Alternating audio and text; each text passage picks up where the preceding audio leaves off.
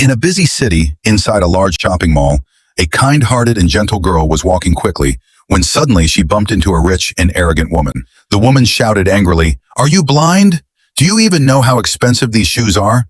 A poor girl like you could never afford to pay for the damage." The girl lowered her head politely and said, "I'm really sorry. I didn't mean to do that."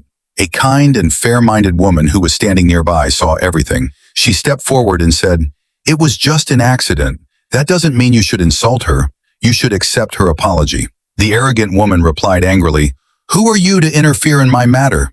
The kind woman said calmly, "I am someone who cannot stay silent when I see injustice. You should apologize right now." The arrogant woman walked away in anger, but deep inside her heart, a fire of revenge had started to burn. The next day, the same girl started a new job at a big company. She was a hardworking, honest, and kind-hearted employee. As soon as she entered the office, she was shocked to see that the same arrogant woman was her boss. The boss said sarcastically, "Oh, so you will work here. You really like interfering in other people's matters, don't you? Here, take this big project. If you fail, you can leave the job." A kind coworker quietly said, "You are new. This project is very difficult. I can help you." The girl smiled and replied, "No, I want to try myself. God never lets a hardworking person fail."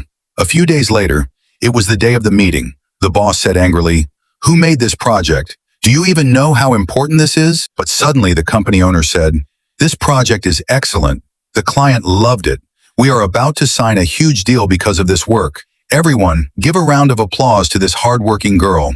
The whole office was shocked. The boss's face turned pale. Truth revealed. At that moment, a man entered the office and said, "Why are you all troubling her? She is my sister." Everyone was stunned. The girl said softly, feeling embarrassed, "Brother, I will leave the job myself. I don't want to become a problem for anyone."